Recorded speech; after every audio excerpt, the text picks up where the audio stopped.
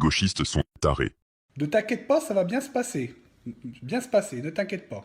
T'inquiète pas. On a un jeune garçon, Lucas, un môme à peine sorti de l'école, qui veut juste racheter la ferme de son grand-père juste pour continuer à travailler la terre, garder un bout de France en vie. Et surtout, car il aime ça, il lance une cagnotte. Et là, le peuple suit. Les gens donnent parce que l'histoire touche, parce que c'est une cause juste, parce que c'est ça, la vraie solidarité. Aider un gamin à sauver ce que sa famille a bâti toute leur vie. Pour vivre. Et soudain, les petits fascistes de gauche, la bien-pensance, les pires dégénérés de Twitter et du monde, des parasites du système qui hurlent que c'est un faf, que c'est un paysan fasciste, qu'il faut monter une contre-cagnotte pour détruire son rêve. Vous êtes malade, mais ça on le savait déjà, sérieusement. Le garçon a rien dit, rien fait, il a juste une gueule de français, un prénom français, un t-shirt de boulot, une casquette vissée sur la tête et de la terre sous les ongles, et pour vous c'est déjà un nazi. Parce qu'aujourd'hui, être blanc, vouloir travailler, aimer sa terre, c'est être d'extrême droite. Vous êtes pas la gauche, vous êtes pas le progrès, vous êtes des malades mentaux. Vous êtes là à parler de vivre ensemble, de tolérance, de diversité. Mais à la seconde où un jeune Français veut juste travailler, préserver un héritage, continuer une tradition, vous le harcelez, vous le pourrissez, vous l'accusez. Pourquoi? Parce qu'il est français, parce qu'il est debout, parce qu'il fout pas le feu au quartier mais qu'il plante des patates. Vous avez raison.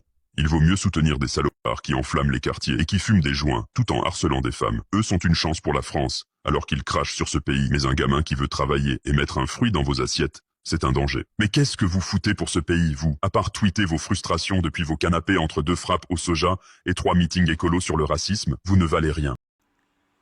Écoutez, c'est le bruit du SEM. Lucas est dehors, il se bat, il pleure pas, il bosse contrairement à nombreux d'entre vous qui vivent uniquement des allocations. Et il se fait insulter par des parasites qui osent encore dire que le danger c'est l'extrême droite. Mais fermez-la, sérieux, fermez-la une bonne fois pour toutes. Écoutez, je crois qu'il faut raison garder, là. Toi, tu vas ta gueule fermée.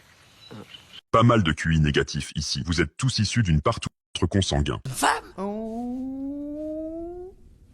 La vérité c'est que vous êtes la haine, c'est vous qui menacez, c'est vous qui insultez, c'est vous qui interdisez aux autres de réussir juste parce qu'ils ne rentrent pas dans votre délire gauchiste. C'est vous qui jugez sans rien savoir, qui salissez tout ce qui ne vous ressemble pas, tout ce qui vous dépasse.